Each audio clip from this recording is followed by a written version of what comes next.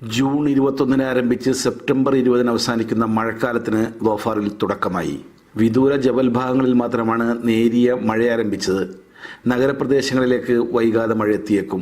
കനത്ത ചൂടിൽ നിന്ന് ശമനം തേടി മഴയുടെ വൈബാസ്വദിക്കാൻ സ്വദേശി കുടുംബങ്ങൾ വൈകുന്നേരങ്ങളിൽ ജബലുകളിലാണുള്ളത്. കഴിഞ്ഞ വർഷത്തെ അപേക്ഷിച്ച് ഇക്കുറി കൂടുതൽ സന്ദർശകർ എത്തുമെന്നാണ് മന്ത്രാലയം പ്രതീക്ഷിക്കുന്നത്.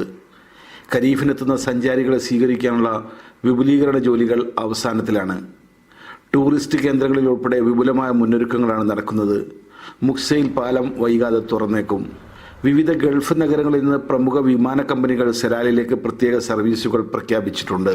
മുൻ വർഷങ്ങളെ അപേക്ഷിച്ച് ഈ പ്രാവശ്യത്തെ ഖരീഫ് ധോഫാർ മുനിസിപ്പാലിറ്റി വളരെ കളർഫുള്ളാക്കാനുള്ള തയ്യാറെടുപ്പുകളാണ് നടന്നുകൊണ്ടിരിക്കുന്നത്. ഒരുപാട് AI റിലേറ്റഡ് ആയിട്ടുള്ള വളരെ കളർഫുള്ളായിട്ടുള്ള ഒരുപാട് പ്രോഗ്രാമുകൾ അവർ പ്ലാൻ ചെയ്തിട്ടുണ്ട്.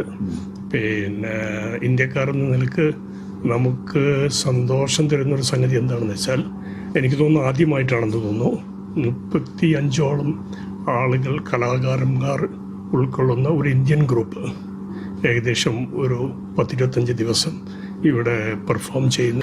നാട്ടിലെ മൺസൂൺ കാലം ഓർമ്മ മാത്രമായ പ്രവാസി മലയാളികൾക്ക് സെലാലയിലെ ഖരീഫ് കാലം കുളിരണിയിക്കുന്ന ഓർമ്മയാണ് സമ്മാനിക്കുക. മേഖലയിലെ സംഘർഷത്തിന് അറുതി വന്നത് വലിയ ആശ്വാസം തന്നെ. നല്ല മഴ കൂടി ലഭിച്ചാൽ ഇക്കുറി ഖരീഫ് ധോഫാർ കേമമാകുമെന്നാണ് പ്രതീക്ഷ. ക്യാമറ പേഴ്സൺ അർഷദിനൊപ്പം KA സലാഹുദ്ദീൻ, മീഡിയ 1, സലാല.